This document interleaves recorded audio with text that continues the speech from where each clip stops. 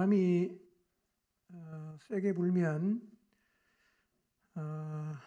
평소에는 문제가 되지 않는 부분들이 문제가 되기도 합니다. 우선 바람이 이렇게 불면 먼지가 날려서 눈에 티가 들어가기도 하고요. 또 활동하는 데 제약을 받기도 하고, 또 실제적으로 바람이 많이 불면 많은 피해를 가져오기도 합니다. 지난 28일 중국 장수성에서 우박을 동반한 강한 바람이 불어서 사람이 11명이 죽었답니다. 그리고 많은 재산 피해를 냈는데, 바람이 얼마나 세게 불었던지 활주로에 있는 비행기가 바람에 밀려서 180도 이렇게 돌아갔어요. 엄청난 바람이 불었습니다. 그 정도는 아닌데 지금 우리 공동체에도 사단이 일으키는 이 바람이 꽤 세게 불고 있습니다. 사단이 바람을 불게 한다는 말은 복음을 들고 나가는 우리의 일상 가운데 우리를 흔드는 일이 생긴다는 의미입니다. 바람이 부니까 그게 다 이렇게 문제가 되는 것처럼 보이는데요. 이전에는 별 문제가 없었는데 이 사단이 바람을 일으키면 그게 자꾸 꼬입니다. 그리고 마음이 자꾸 불편해지고 또 다툼이 생기고 또 시기하는 마음, 질투하는 마음도 생겨나면서 이 관계가 삐걱거리는 일들이 생긴다는 말인데요. 이런 현상들이 사단이 먼지바람을 일으킬 때 일어나는 현상들입니다. 이 바람이 불면 우리의 마음과 생각이 막 흔들리고요. 믿음도 때로는 흔들리고 또 사람과의 관계도 흔들리는데 이게 사단의 공격이에요. 지난 한 주 우리 주변에 혹은 내 주변에서 이 바람이 얼마나 불었던가를 한번 생각해 보십시오. 그리고 내가 이 바람의 영향을 얼마만큼 받았던가 또 한번 생각해 보시기를 바랍니다. 이 사단이 일으킨 먼지바람이 불면 마음이 흔들립니다. 믿음도 흔들릴 수 있어요. 그러다 보니까 사명의 길에서 우왕좌왕하게 됩니다. 그리고 관계가 흔들리다 보니까 관계가 실제로 깨지기도 하고 깨질 뻔한 위기를 맞이하기도 하고요. 또 어떤 유혹을 이기지 못해서 유혹에 빠져 들어갈 수도 있어요. 그런 일을 경험했다면 내가 바람의 영향을 받은 것이고 피해를 본 것입니다. 혹시 아직도 그 후유증에서 벗어나지 못해서 정신을 못 차리고 있고 여전히 흔들리고 있는 것은 아닌지를 한번 돌아보시기를 바랍니다. 이렇게 그 바람의 영향을 받거나 또 계속 받고 있다면 바람이 불어도 영향을 안 받도록 해야 되지 않겠어요?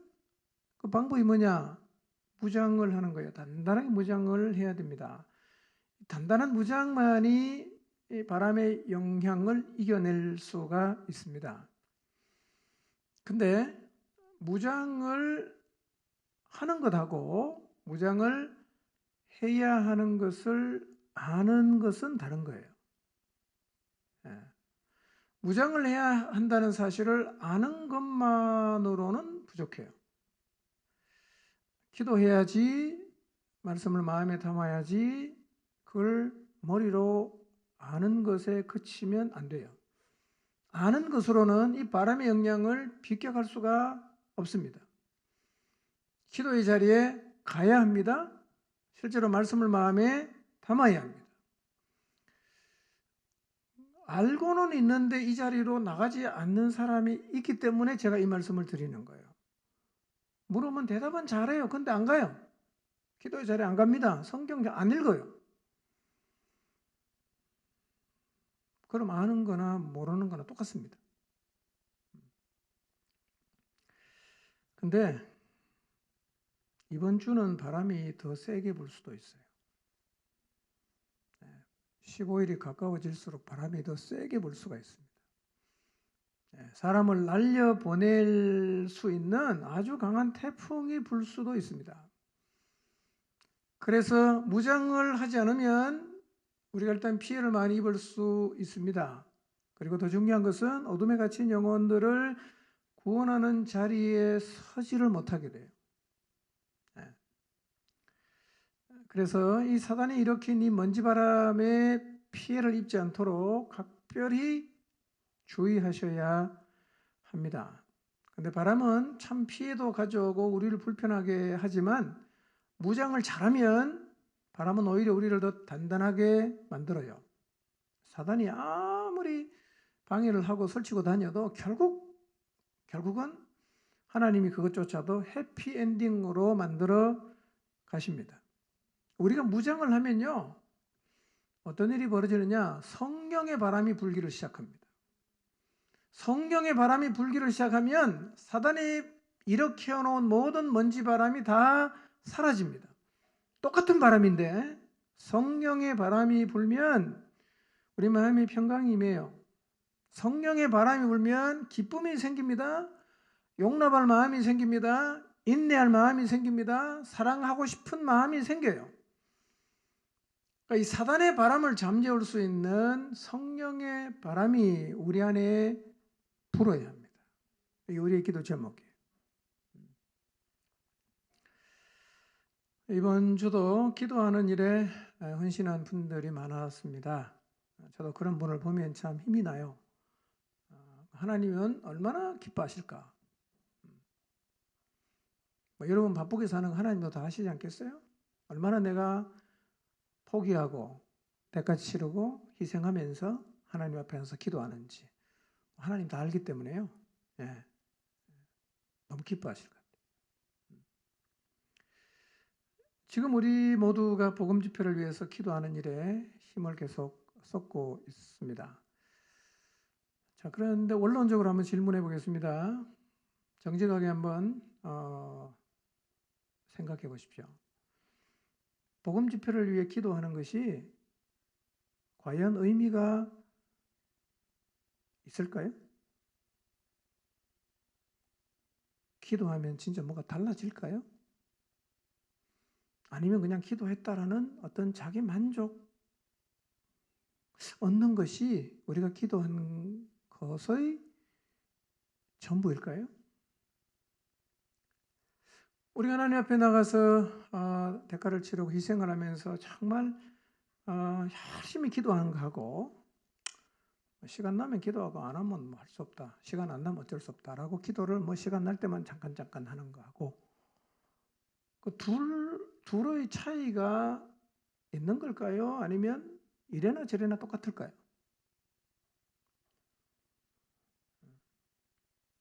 여러분의 생각은 어떠세요? 기도하는 것이 진짜 의미가 있다고 생각하십니까? 네. 그건 우리의 기도하는 삶을 보면 그게 우리 답이에요. 의미가 있다고 생각하는 사람은 주라고 기도할 거고 뭐 하나하나 똑같다 이런 사람은 시간 나면 하고 뭐 안 되면 할 수 없다라는 태도를 보일 것입니다. 결국은 우리의 삶이 우리가 진실로 믿고 있는 바를 보여주는 겁니다. 자, 기도하는 것하고 기도하지 않는 게 진짜 차이가 있을까?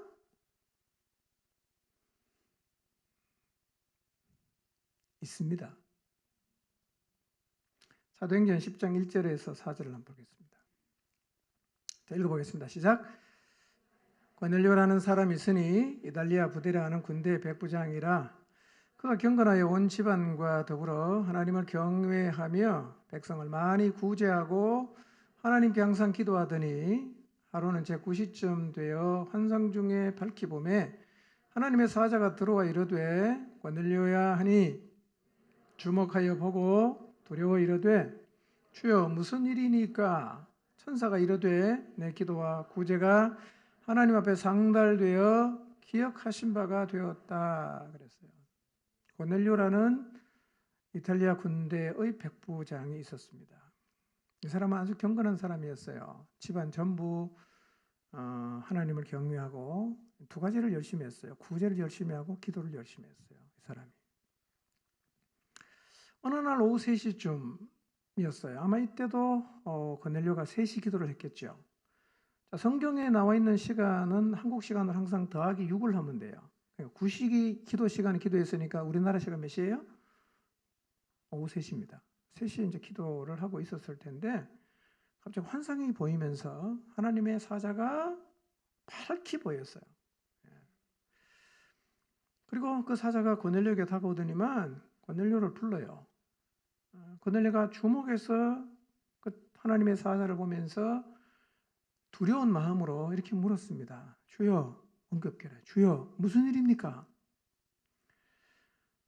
천사가 말합니다. 내 기도와 구제가 하나님 앞에 상달되어 기억하신 바가 되었다. 이렇게 말씀하십니다. 너의 기도와 구제가 하나님 앞에 상달되어 기억하신 바가 되었다. 이렇게 말씀하십니다. 그리고 이야기합니다. 천사를 보내서 요빠시에 무두장이 시몬의 집에 있는 베드로를 너희 집에 청해라. 이렇게 얘기했어요. 환상을 본 다음에 고넬료가 집안 하인들과 경건한 부하 한 사람을 요빠로 보냈어요. 가이사랴에서 요빠까지 거리는 한 50km 됩니다. 자, 이후의 모든 과정을 우리가 성경을 읽어보면 하나님이 성령님 통해서 너무나 정확하게 이 모든 상황을 만들어가고 있음을 확인할 수 있어요. 3명이 가이사랴에서 출발해서 요빠로 가고 있는데 그 사람이 언제 도착할지 알겠어요. 근데 도착할 즈음에 베드로가 지붕에 올라가서 기도하다가 환상을 봤어요. 도저히 사람이, 특히 유대인들이 먹을 수 없는 이상한 이 짐승이 담긴 그릇 보자기가 내려왔다가 올라갔다가 3번 했거든요. 베드로가 생각하는데 도대체 이 환상의 의미가 뭘까? 이렇게 고민하고 있는데 그때 누가 도착했어요? 이 고넬료가 보낸 3명이 도착한 거예요. 문을 막 두들깁니다. 그래서 고넬료는 그 환상의 의미를 그 고넬료가 보낸 사람을 보면서 깨달아요. 아하, 하나님이 이방인도 부모라고 하시는구나.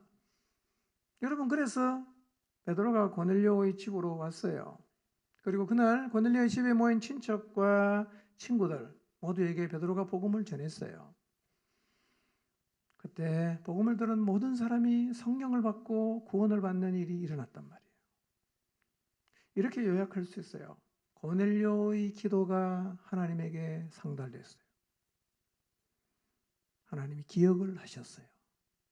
그리고 하나님이 성령님을 통해서 일하십니다. 베드로를 고넬료의 집에 오게 하십니다. 그리고 고넬료 일가, 고넬료 친척 모두에게 놀라운 구원의 역사가 일어났어요. 여러분, 이 놀라운 역사의 시작이 무엇입니까? 기도입니다. 기도. 여러분, 동일합니다. 우리의 기도가 하나님에게 올라가서 하나님이 기억하신 바가 된다면 그 다음에 어떤 일이 일어날까요? 성령의 역사하심이 일어나게 될 것입니다.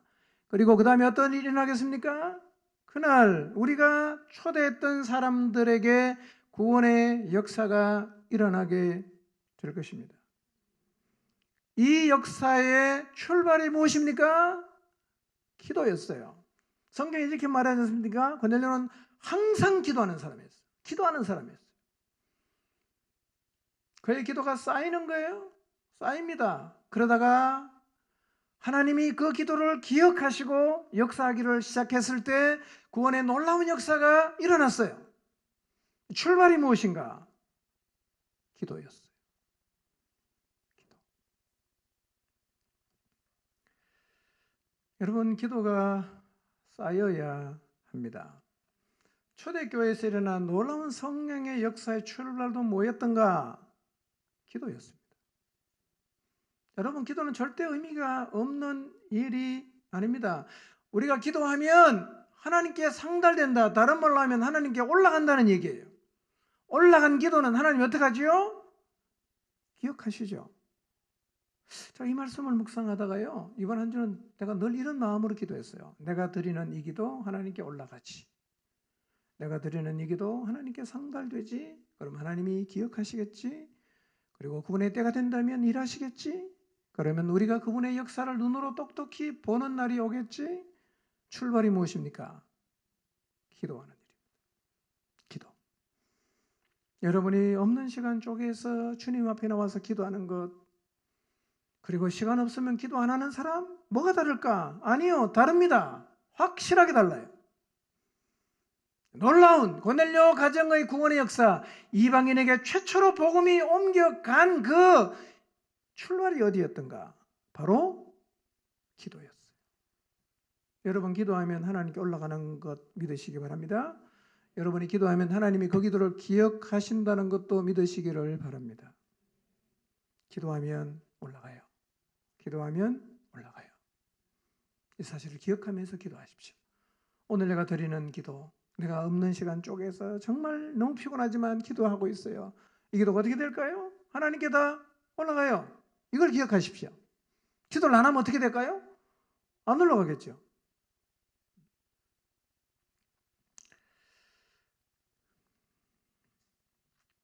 기도를 계속 쌓아가시기를 바랍니다.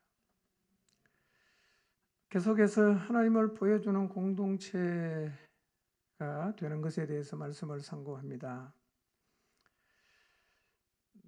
지난주에 우리는 예루살렘 교회가 하나님을 세상에 보여주었는데, 이 예루살렘 교회가 세상 사람들, 믿지 않은 사람에게까지라도 하나님을 보여줄 수 있게 만든 원동력이 있었는데, 그 원동력이 뭐라고 했습니까? 사람들의 마음속에 복음이 살아있었다는 거예요. 복음이 살아있었어요. 성도의 가슴에 이 복음이 살아있는 것은 매우 중요합니다. 두 분이 이제 거의 입신의 경지에 들어가시는데, 지금은 입신할 때가 아닙니다. 눈을 열어야 귀가 열리거든요.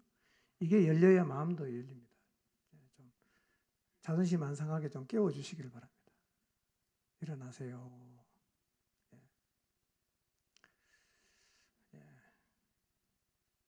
자, 여러분이 이제 고나게 주무시면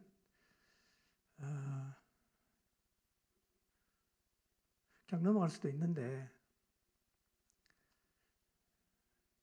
졸면 다 끝이잖아. 그죠? 눈을 딱 감는 순간 다 끝입니다. 오늘 여러분 예배에서 졸다 갔다 뭐가 남습니까?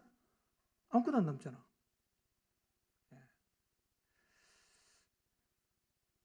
그 영적으로 자꾸 빈익빈 현상이 생깁니다. 자꾸 졸면. 말씀드릴 때는 마음을 열고 정신을 바짝 좀 차리시기 바랍니다. 혹시 아예 자기로 작정하고 오시나요? 오늘 피곤한데 예배 시간 좀 자다 가야 되겠다, 이런 생각을 하신 분.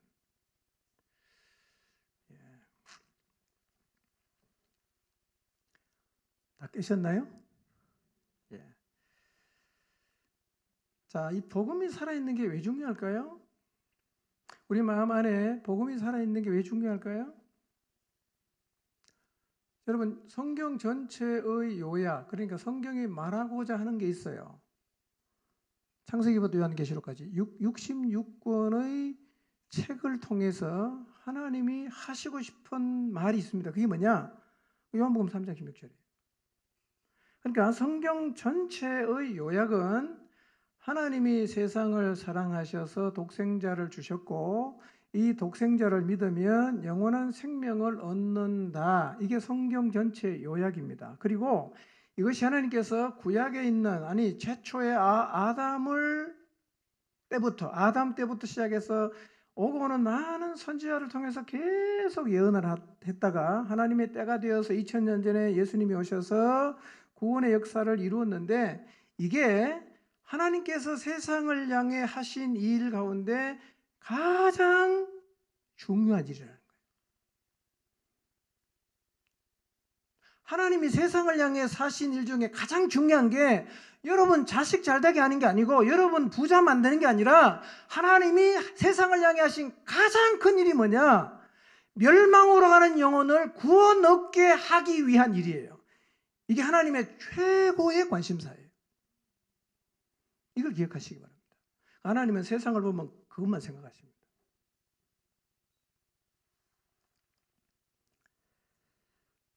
그리고 구원의 계획을 다 완성하신 다음에 예수님을 교회의 머리로 세우십니다. 그리고 오순절날 성령님을 보내주셔서 뭘 하게 하시냐? 교회를 통해서 하나님이 이루어 놓으신 이 구원의 역사, 복음을 세상 모든 사람에게 전하라고 하십니다. 그러니까 구원의 역사를 이루시고 이 구원의 복음을 전하는 것이 이 지구에 살고 있는 모든 인간을 바라보시는 하나님의 최고의 관심사입니다. 믿으십니까? 성경을 아무리 읽어봐도 그게 하나님의 관심사예요.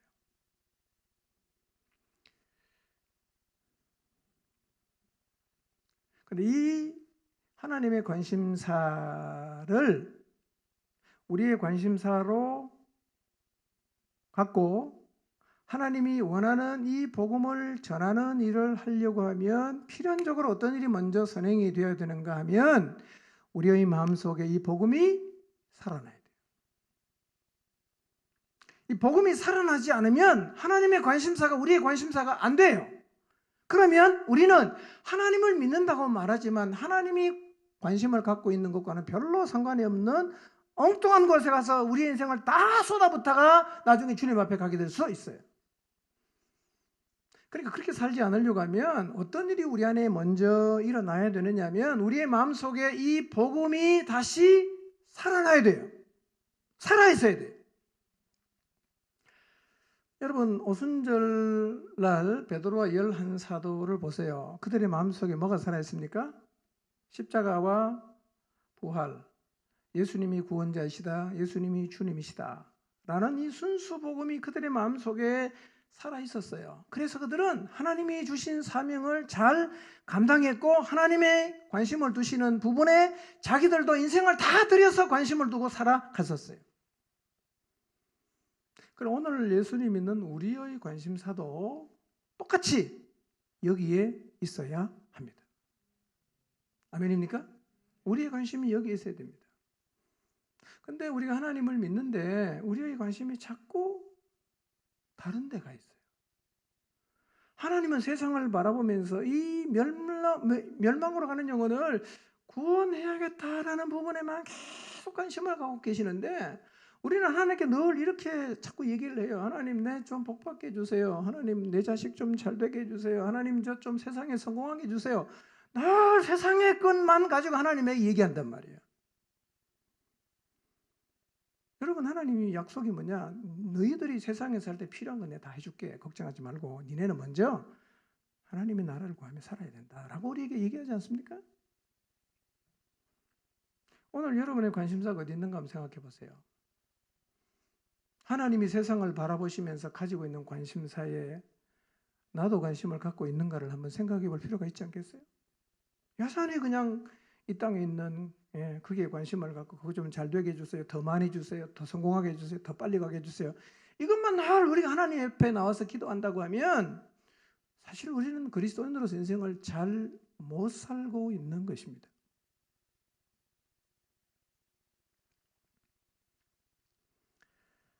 하나님의 관심사가 우리의 관심사가 되려고 하면 우리 안에 뭐가 살아있어야 돼요? 순수한 복음이 살아있어야 돼요. 이게 우리 마음에 살아있어야 돼요. 자, 그러면 한번 우리 자신을 돌아봅시다. 지금 내 마음에는 이 순수 복음이 살아 있는 것 같습니까? 우리 마음속에 순수 복음이 살아 있을까요?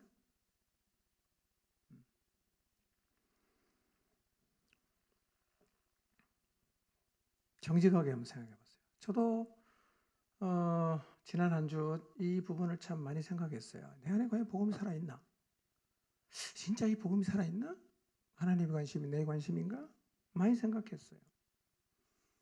자, 그러면 내 마음속에 순수 복음이 살아있는지 그렇지 않은지를 어떻게 알 수 있죠? 그냥 우기면 됩니까? 살아있다고?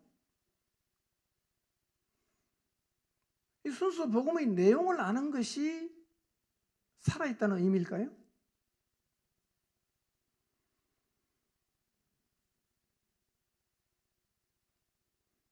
아는 것하고 살아있는 것은 전혀 달라요. 복음의 내용을 달달달달 외워도 내 마음에 복음이 죽어 있을 수 있습니다. 그럼 내 안에 복음이 살아있는지 그렇지 않은지 어떻게 알 수 있어요? 우리 안에 복음이 살아있으면 따라오는 게 있어요. 누군가의 마음속에 세상을 깊이 사랑하면 그 사람의 삶에 따라가는 게 있잖아요.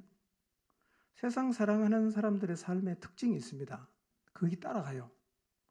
반대로 복음이 우리 안에 막 살아있으면 그 사람의 삶의 뒤에 따라오는 거 똑같이 있어요.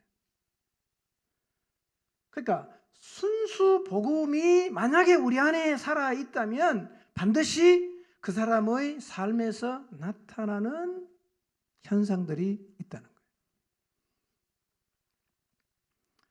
자, 마태복음 12장 35절 한번 읽어볼까요? 읽습니다. 시작.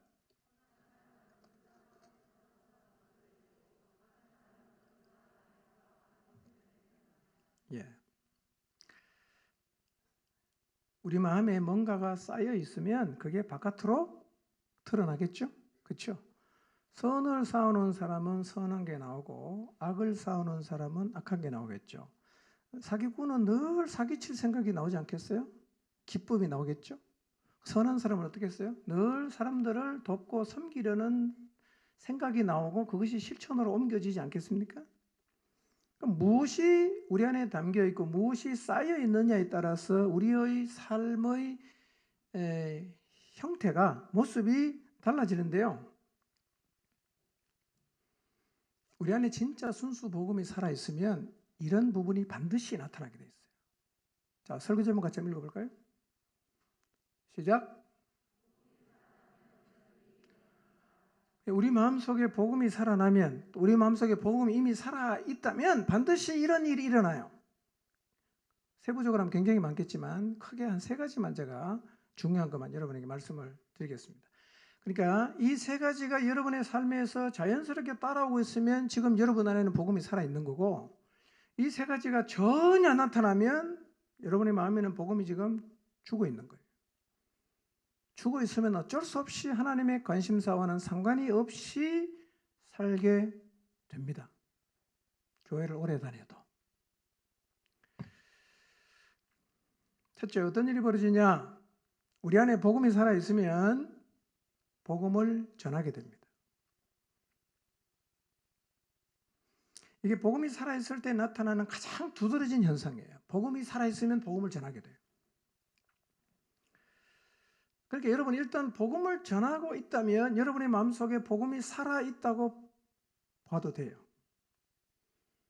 계속 사람을 만나서 복음을 말하고 복음을 전해주는 일을 하고 있다면 일단 여러분의 마음 안에 복음이 살아있다고 보면 돼요.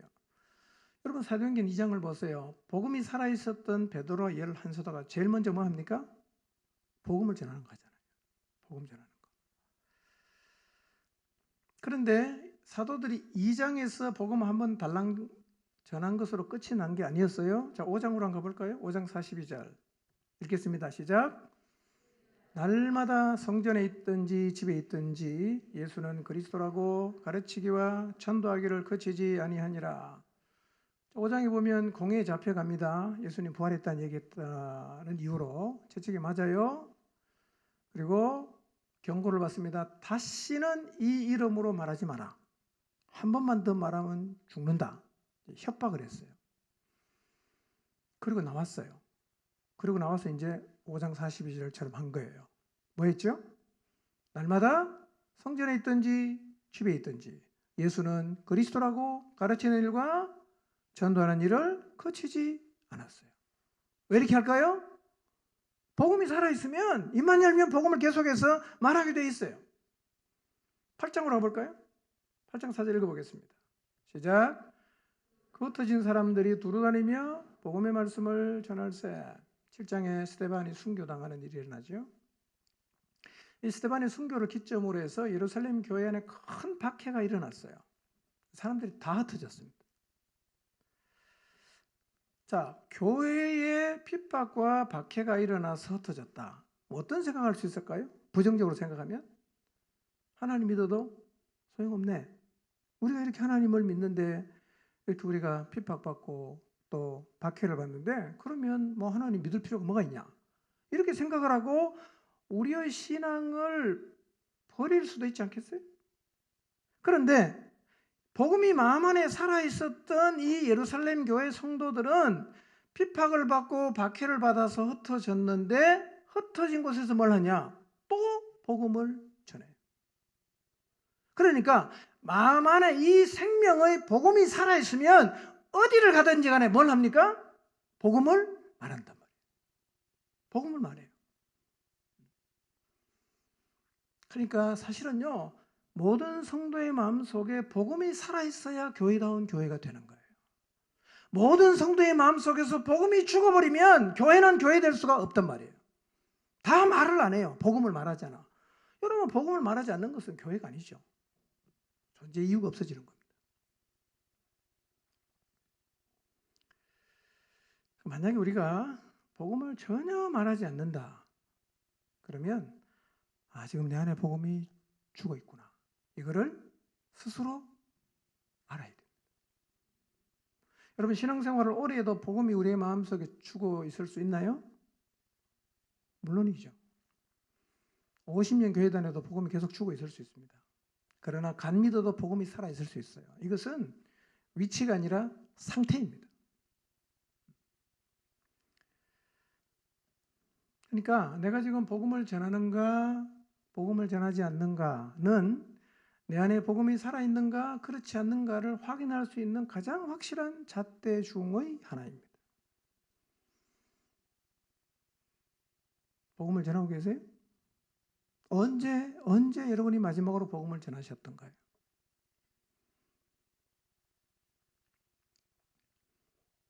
감사한 것은 복음을 전하는 사람이 우리 안에서 점점 많아지고 있다는 것입니다. 복음을 전하는 사람이 많아진다는 얘기는 마음 안에 복음이 살아있는 사람이 많아진다는 얘기고, 이런 사람이 많아지면 많아질수록 교회는 세상에 하나님을 보여줄 수 있게 돼요. 복음이 살아있는 사람이 많으면 세상에 하나님을 보여줄 수 있는 교회가 될 수 있습니다. 근데 우리가 이제 복음을 전하잖아요. 복음을 전하는 형태는 크게 세 가지로 나눌 수 있는데, 첫째는요, 이제 우리가 복음을 전할 때 첫 번째 이렇게 전해요. 교회 오세요. 이렇게 전합니다. 교회 오세요. 이거는 불신자가 전도할 때, 그 다음에 뭔가를 너무 모르기 때문에 내가 뭐 복음을 설명할 수 없어서 그냥 교회 오세요라고 할 수도 있고요. 어떤 경우에는 복음을 말하는 게 너무 이제 뒷골이 땡겨갖고 그냥 뭐 교회 오세요 이렇게라고 얘기하기도 하는데요. 뭐 이렇게도 하시는 게 필요하겠죠. 두 번째는 복음을 전하는데 내용만을 전해주는 거예요. 요거는 그냥 교회 오세요라고 말하는 것보다 내용을 전달했다는 측면에서는 좀 낫지만 복음의 내용을 설명하는 것만으로는 뭔가 부족해요. 복음을 제대로 전하면 이런 일이 일어나야 됩니다. 복음을 제대로 전하면 내가 복음을 전했을 때 내가 전하는 복음을 듣는 사람이 복음 앞에 직면해야 됩니다. 그리고 그 복음 앞에 반응하는 자리까지 가야 합니다. 복음을 듣고 복음 앞에 직면하고 복음 앞에 반응하는 자리까지 가야 됩니다. 이 자리까지 가야 생명이 태어나는 일이 일어나요. 새로운 생명이 태어나는 일은 내용을 전할 때 일어나는 것이 아니라 복음 앞에 반응하는 일이 일어날 때 생명이 태어나는 일이 일어납니다. 그리고 이렇게 복음을 전해야 생명이 태어나고 그런 사람들로 채워져 있어야 교회가 생명력을 발휘할 수가 있게 되는 거예요. 자, 오순절날 베드로와 11사도가 복음을 전했는데요. 사도행전 2장에 나오는 이런 일들이 실제로 오늘 우리의 복음 전도 현장에서도 동일하게 계속 일어나야 됩니다.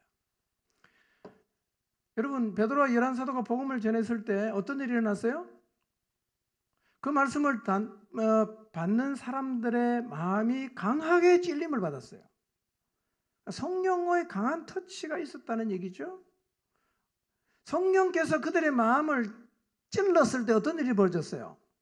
그들은 자기들의 죄를 봤어요. 교리적인 죄인이 아니라 자기들이 진짜 하나님의 아들을 십자가에 못 박아 죽인 정말 무시무시한 죄를 지은 죄인이라는 사실이 깨달아졌어요. 우리 진짜 죄인이구나. 큰일 났다. 그래서 그들은 애통하고 절규함으로 이렇게 말합니다. 형제들아, 그럼 이제 우리가 어떻게 해야 되는가? 절규하듯이 물었어요. 그때 사도들이 말하죠. 회개해라. 죄사함 받아라.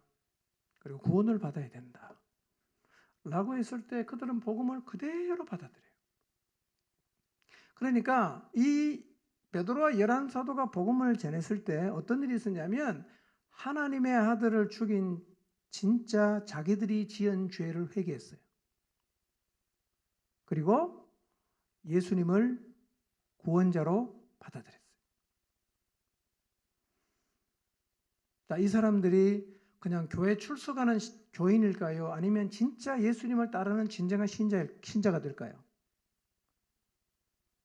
그러니까 사실은요, 우리 모든 사람이 이 사도행전 2장에 나와 있던 이런 경험을 해야 돼요.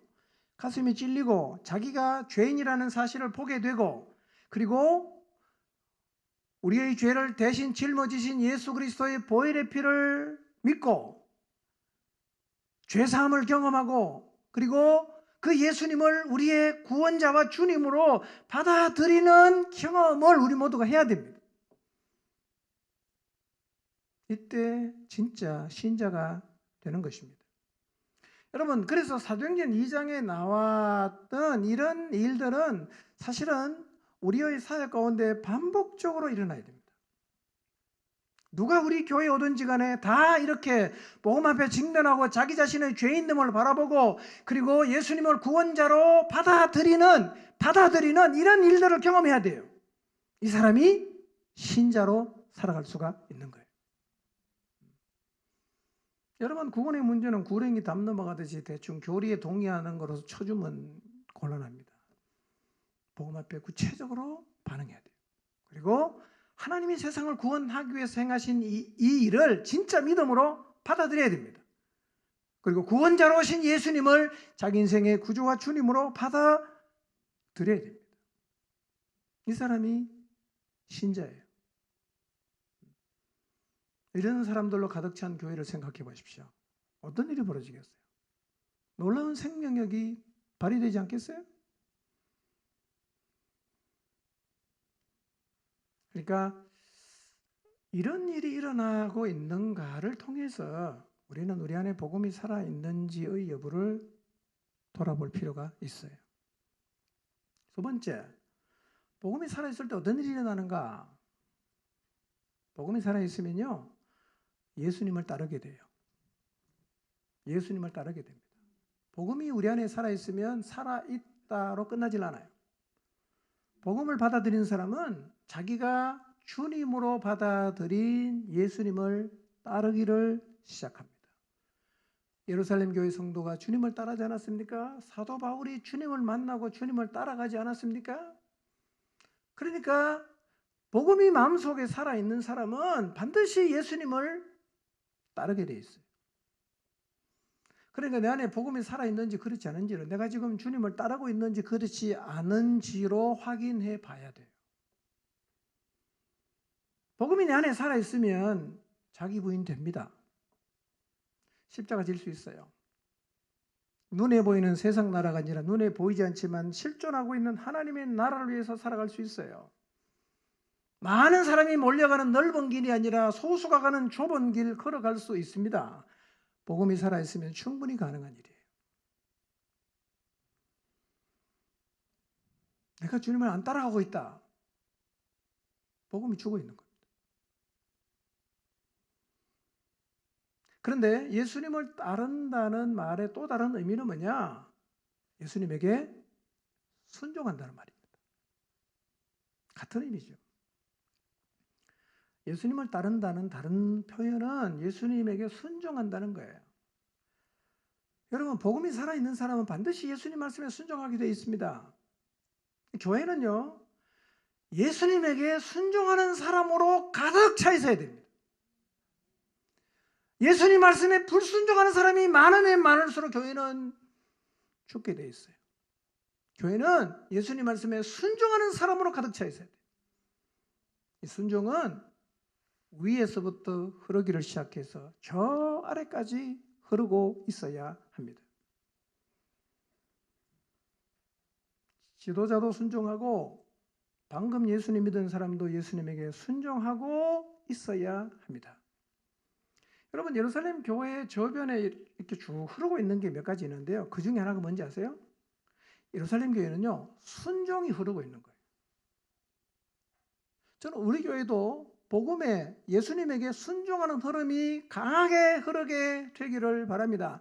여기 들어와서 주님 만나면 다 순종해야 돼요. 아멘입니까? 불순종하고 버팅기고 자기 주장 내세우고 난 순종 안 하겠다고 그런 사람이 많으면 교회는 뭐 아무것도 못하죠. 그런데 여러분, 예루살렘 교회 저변에는 이 순종이 흐르고 있었는데 가장 먼저 순종의 본을 보인 사람이 사도들이었어요. 여러분, 사도들은 예수님이 성천하시기 전에 하신 말씀이 예루살렘 떠나지 말고 아버지께서 약속하신 것을 기다리라 그랬잖아요. 주님이 성천하신 다음에 이 사람들 어디로 갑니까?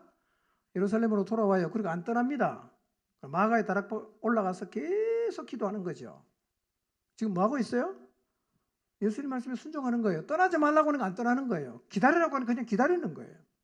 언제 성경 올지 몰라요. 그냥 기다리는 거예요. 그러니까 성령이 임한 다음에 사도행전 1장 8절을 통해서 성령이 임하면 너희가 권능을 받고 복음의 증인이 될 것이라고 했는데 이 사람들은 진짜 성령이 온 다음에 뭐 합니까? 복음의 증인으로 지금 살고 있어요. 그 이후에도 사도들은 자기의 목숨을 걸고 예수님 말씀에 순종했어요. 그러니까 예루살렘 교회는 위에서부터 순종이 흐르는 거예요. 그런데 위에서부터 흘러가는 순종이 아래로 와서 끊어진 게 아니라 아래 가서도 똑같이 흘러요. 사도도 순종하고 오순절날 처음 예수님 믿었던 3,000명도 그날 믿었는데 다 순종하는 거예요. 그러니까 예루살렘 교회의 저변에는 위에서부터 아래까지 순종이 쫙 흘러가고 있어요. 이런 교회는 세상을 뒤집습니다. 우리 교회도 이런 교회가 되어야 됩니다. 예수님 말씀에 목숨 걸고 순종해야죠. 그 사람이 그리스도인 아니겠어요? 그 사람들이 모인 데가 교회 아니겠습니까?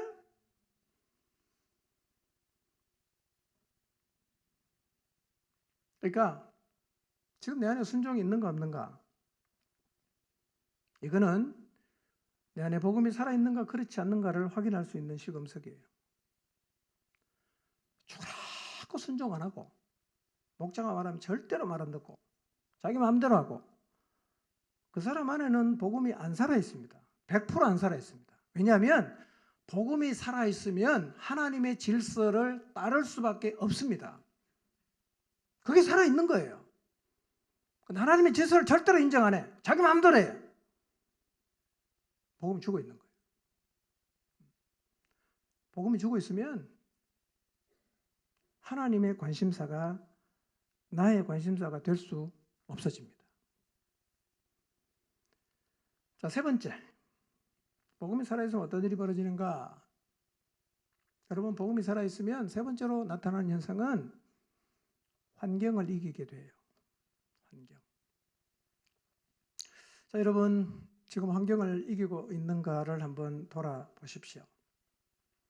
인생을 살다 보면 참 별의별 환경을 다 겪지요. 그렇죠? 너무 힘들고 어려운 환경, 진짜 한 치 앞도 보이지 않는 너무 캄캄하고 절망적인 환경, 마음을 막 불안하게 하는 환경, 너무 두려움에 떨게 하는 환경에 섭니다. 그런가 하면 너무 형통하고 승승장구하는 환경에도 서지요. 여러분, 어려움을 이기는 것도 중요하지만 너무 잘 되는 환경 속에서도 믿음을 지키는 게 또 쉽지 않습니다.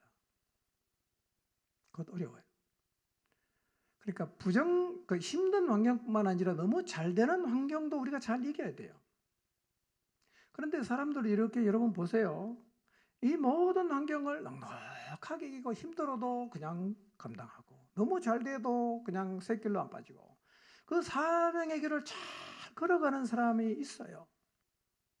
그런가 하면 환경을 이기지 못해서 계속해서 불평하고 자빠지는 사람이 있어요. 너무 시시한 문제 때문에 불평하는 거예요. 너무 시시한 것 때문에. 월급 이틀만 늦게 나와도 막 하나님 원망합니다. 왜 이렇게 돈을 빨리 하나님이 안 주게 하시냐고. 불평하고 원망하는 사람은요, 정말 치사한 걸 가지고 불평합니다. 왜 그러냐? 환경을 못 이기는 거예요. 환경을 못 이기는 거예요. 여러분, 복음이 살아있으면 환경을 이깁니다. 제자들의 삶을 보세요. 이들도요, 이전에는 환경을 못 이겼었어요. 그런데 복음이 살아나고 난 이후의 제자들의 삶은 이전과 이후가 완전히 달랐거든요. 여러분, 복음이 살아있기 전에 제자들도 환경을 못 이겼어요. 주님이 십자가에 못 박혔을 때 다 도망갔잖아요. 부활하신 주님이 찾아왔을 때 문 잠그고 있었어요. 무서워갖고. 그러니까 두려우면 도망하고 무서우면 숨고 복음의 내용을 다 알고 있지만 아무에게도 복음을 말할 수 없었어요. 근데 이들에게 복음이 살아났어요. 어떤 일이 벌어지냐? 모든 환경을 다 이겼어요. 그렇게 두려워하고 무서워하고 문 잠그고 도망다니던 이 제자가요, 사내들인 공회가 핍박을 해도 눈도 깜짝 안 합니다. 죽인다고 해도 눈도 깜짝 안 해. 실제로 야고보 잡아 죽였어요. 눈도 깜짝 안 합니다. 핍박으로 교회가 흩어져도 가면 또 복음 전하고 전혀 요동하지 않아요. 그러니까 복음이 우리의 마음에 살아나면 모든 환경을 이길 수가 있어요. 그러면 지금 내 안에 복음이 살아있는지 그렇지 않은지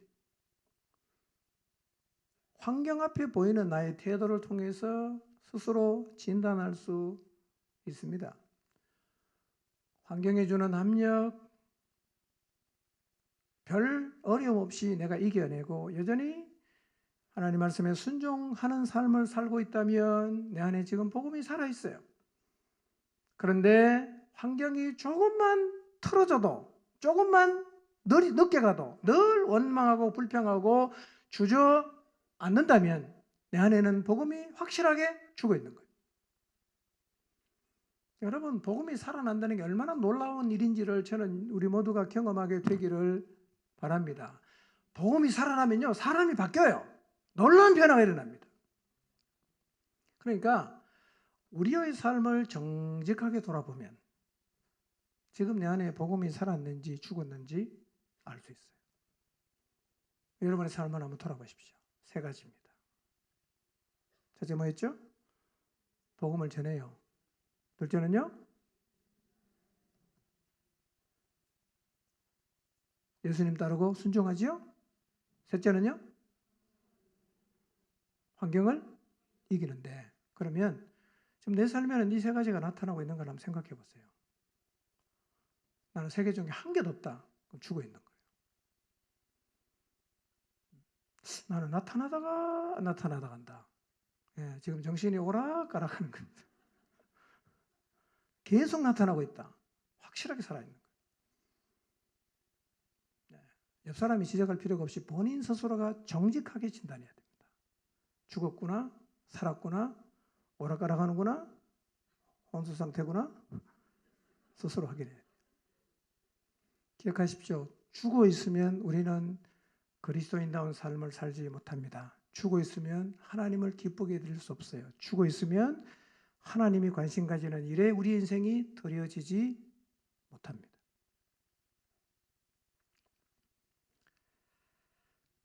자, 그러면 죽어버린 이 복음을 다시 살아나게 할 수 있을까요? 내가 보니까 죽어 있는 것 같아. 내 안에는 복음이 거의 지금 안 살아있어. 복음이 나를 못 끌고 가. 죽어 있으니까.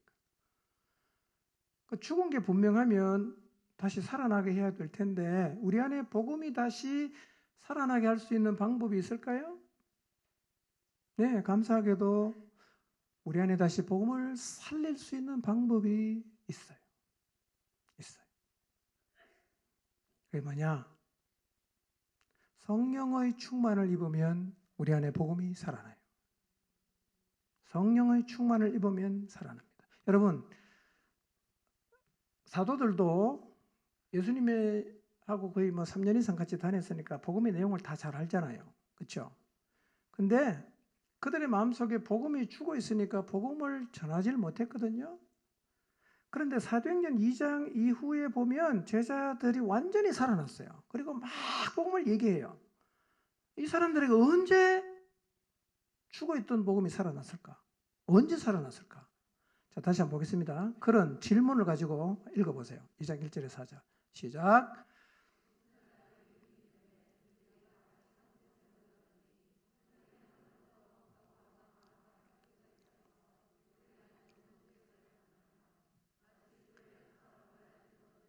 그들에게 보여 각 사람 위에 하나씩 임하여 있더니 그들이 다 성령의 충만함을 받고 성령이 말하게 하심을 따라 다른 언어들로 말하기를 시작하니라. 자, 언제 이들의 마음속에 복음이 살아났어요? 성령의 충만함을 입으니까 살아났어요. 이 성경이 말하는 방법이에요. 내 마음속에 복음의 말씀이 죽었다. 어떻게 하면 살아나냐? 성령의 충만함을 입으면 똑같이 살아나요. 여러분, 제자들이요, 마가의 다락방에 모여서 기도할 때도 이들은 복음을 못 전했어요. 근데 성령이 딱 오시고 충만함을 입고 나서부터 완전히 딴 사람 됐어요. 완전히 딴 사람 됐어요. 죽는 거 전혀 두려워하지 않습니다. 복음이 살아있으니까요. 복음이 그들을 막 끌고 가는데 진짜 세상이 감당할 수 없는 사람이 됐어요. 근데 그 출발이 뭐였던가? 성령 충만함을 입은 거였어요. 여러분, 성령 충만함을 입었을 때 이 120명의 이 마음속에 복음이 살아났는데 사실 이것은요, 성령이 오신 목적이기도 해요. 근데 이미 예수님께서 이런 일이 일어날 것을 말씀하셨어요. 사도행전 1장 8절을 보겠습니다. 왜 성령 충만을 입으니까 복음이 살아나서 복음을 전하게 됐냐? 1장 8절 읽어볼까요? 시작. 오직 성령이 너희에게 임하시면 너희가 권능을 받고 예루살렘과 온 유대와 사마리아와 땅끝까지 이르러 내 증인이 되리라 하시니라. 자, 성령이 임하시고 권능을 주신 이유가 뭐라고 했습니까? 복음의 증인 되게 하는 거예요. 그러니까 성령을 주셔서 복음의 증인 되게 하기 위해서 성령께서 우리 안에 무슨 일부터 하십니까? 복음을 살아나게 하는 일부터 하시는 거예요. 그러니까 성령 충만을 입으면 우리 안에서 복음이 살아나요. 복음이 살아나니까 복음을 전하게 되는 거예요. 그래서요, 이 성령의 충만함을 입는 것은 교회가 세상에 하나님을 보여주는 두 번째 원동력으로도 말할 수 있어요. 복음이 살아있고 성령의 충만함을 입으면 교회는 세상에 하나님을 보여줄 수 있어요. 자, 여러분, 예수님 믿는 사람 안에 누가 계십니까? 성령님이 계시죠? 우리가 성령을 다시 받을 필요는 없어요. 이미 계시기 때문에. 그럼 뭐가 필요합니까? 복음이 죽어 있으면 충만함을 받는 일은 필요해요. 자, 에베소서 5장 18절 볼까요? 읽겠습니다. 시작.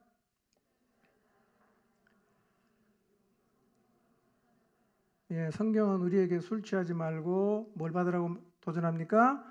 성령의 충만을 받으라는 게 명령형이거든요. 성령의 충만을 받아라.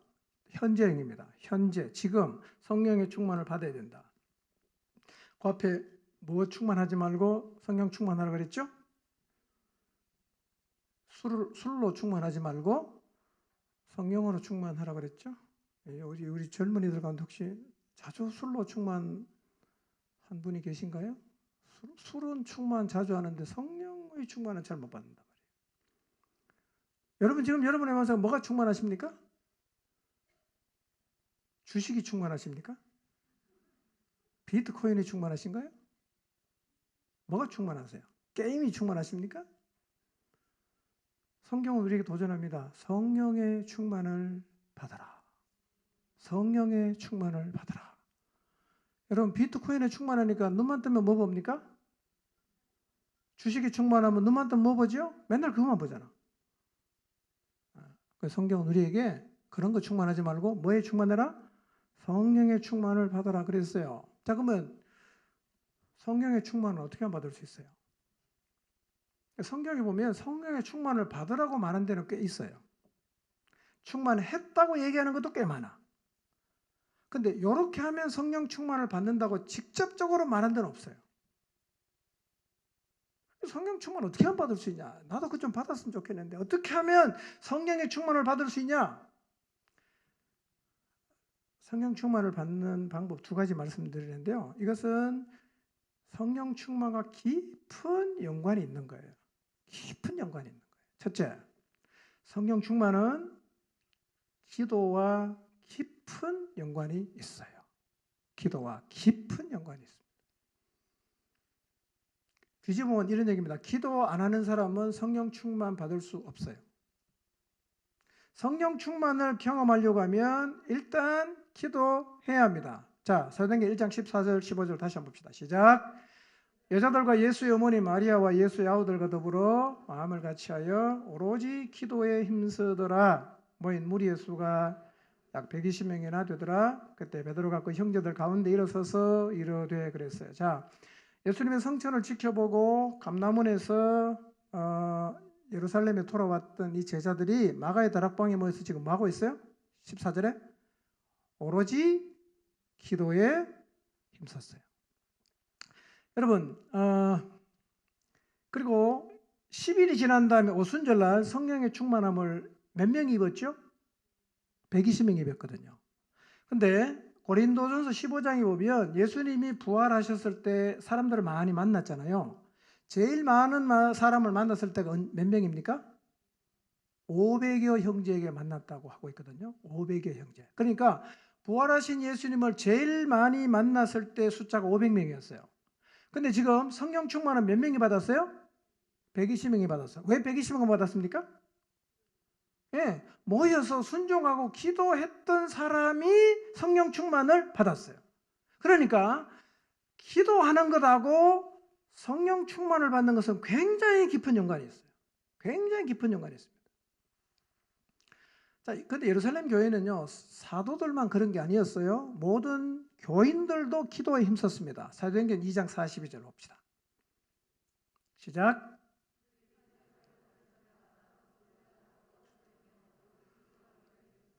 예, 예루살렘 교회의 저변에 물 밑에서 계속 흘러가고 있는 첫 번째가 뭐가 있다 그랬죠?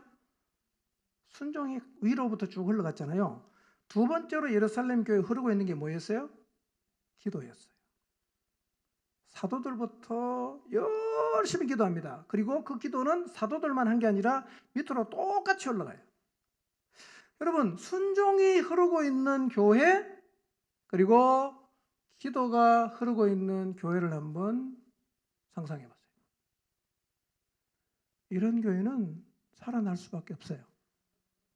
교회는 이게 흘러야 됩니다. 예수님에게 순종하는 흐름이 흘러야 되고, 그 다음에 기도하는 흐름이 위에서부터 아래까지 쫙 흘러가야 됩니다. 예루살렘에는 이게 흘러갔어요. 그러다 보니까 사도들만 성령 충만을 경험한 게 아니라 예루살렘 교인들 모두가 성령의 충만함을 입었어요. 그리고 유지했어요. 그럼 성령 충만은 오늘 입었다가 내일 잃어버릴 수 있는데 유지하는 게 중요합니다. 그러니까 성령 충만을 유지하려고 하면 뭐가 유지돼야 되겠어요? 기도가 유지가 돼야 돼요. 사도행전 4장 31절 보겠습니다. 시작. 그들이 기도를 마치니 그들이 모여 있는 곳이 흔들리고 그들은 모두 성령으로 충만해서 하나님의 말씀을 담대히 말하게 되었다. 똑같은 얘기입니다. 4장에서 사도들이 잡혀갔다가 풀려나갔고 교회로 돌아와서 모인 사람에게 공회에 잡혀가서 있었던 일을 다 얘기합니다. 그리고 모여서 기도를 해요. 열심히 기도합니다. 31절. 기도를 마칠 때 어떤 일이 일어났어요? 모여있는 곳이 진동했다 흔들렸어요. 그리고 다시 그들 모두는 성령으로 충만했어요. 뭐 했을 때? 기도했을 때. 간절히 기도했더니만 다시 성령 충만하게 됐어요. 그 다음에 어떤 결과가 나타납니까? 똑같아요. 성령 충만하면 복음이 살아나니까 담대하게 말씀을 또 말하게 됐단 말이에요. 이게 계속 반복돼야 돼요. 성령 충만하고 살아나고 말씀 전하고 성령 충만하고 살아나고 말씀 전하고 계속 반복돼야 됩니다. 순환이 돼야 된단 말이에요. 하나가 끊어지면 어떻게 되겠어요? 다 끊어지겠죠. 그러니까 성령 충만이 안 된다. 그럼 다 안 되는 겁니다. 다 안 되는 거예요. 그러니까 여러분 성령 충만을 입어서 복음이 살아나길 원한다면 뭘 해야 되겠어요? 기도하셔야 돼요. 기도하셔야 됩니다. 기도는 여러분이 생각할 때 좀 과하다는 생각이 들 정도로 하시기를 바랍니다. 네.